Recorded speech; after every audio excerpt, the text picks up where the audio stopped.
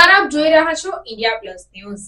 સમાચારમાં વાત કરીએ તો ડભોઈના કરનેટ ગામમાંથી પસાર થતી ઓરસંગ નદીમાં રેતી ખનનના આક્ષેપ સાથે સરપંચ તેમજ સ્થાનિકોએ વડોદરા કલેક્ટર કચેરી ખાતે રજૂઆત કરી।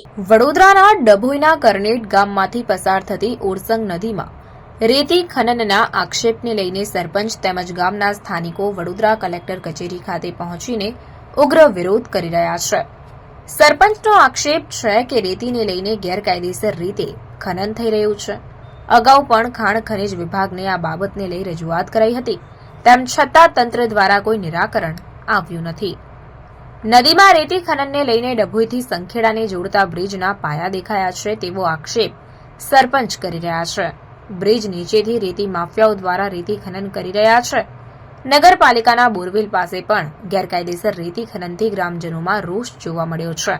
જાણે કે ખાણ ખનીજ વિભાગ ઘોર નિંદ્રામાં હોય તેવું લાગી રહ્યું છે।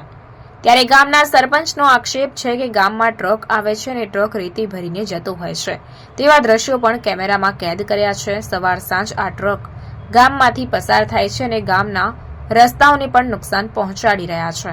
ઘણીવાર તો ભારે વરસાદ પડતા નદીમાં પૂરની સ્થિતિ સર્જાય છે તો ખાડા ઊંડા થઈ ગયા હોવાથી અને નદીમાં પાણી હોવાથી ક્યારેક ગામમાં પૂર પણ આવી શકે છે। ત્યારે રેતી ખનનને લઈને ગામના સરપંચ અને સ્થાનિકો ઉગ્ર જોવા મળ્યા છે। ત્યારે કલેક્ટરને મળી તેમણે તેમની રજૂઆત કરી હતી। સ્થાનિકોનો આક્ષેપ છે કે આગામી સમયમાં જો રેતી ખનન બંધ નહીં થાય તો આંદોલન અને ધરણા કરવામાં આવશે। સાથે સાથે જે ટ્રકો ગામમાં આવે છે અને રેતી ભરીને જાય છે તેના પુરાવા પણ કલેક્ટરને આપવામાં આવ્યા હતા। Reporter Dhavalsinh Solanki, India plus news, Vadodara. અમારે રતનપુર અને કરનેટ અને રતનપુર સંખેડા તાલુકામાં 200 થી 300 ગામ આવેલા છે। બધાને જ આ રસ્તા પર અવરજવર કરવાની હોય છે। અમે ઘણીવાર ખનીજ ખાતા અને મામલતદારને રજૂઆત કરેલી છે કે ભાઈ આ સાહેબો તમે આ 2 નંબરમાં ખોદકામ થઈ રહ્યું છે એને બંધ કરાવો, તપાસ કરો।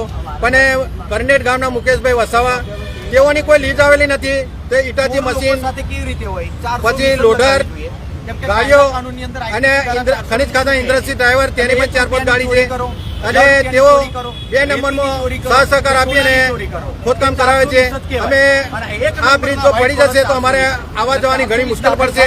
તો આની કાયદેસર આજે અમે કલેક્ટર સાહેબને આવેદનપત્ર આલવાયા છે કે ભાઈ આની સાહેબ કાયદેસર કાર્યવાહી થાય અને જે નોમો આપ્યા છે એમનો ગુનો દાખલ થાય। અને આની મારી પાસે છે આ ઇન્દ્રજીતની ગાડી છે, કેટલી ઓવરલોડમાં જાય છે જુઓ તમે, એને કોઈ પકડવા ત્યાં નહીં, એની રોયલ્ટી પણ નથી।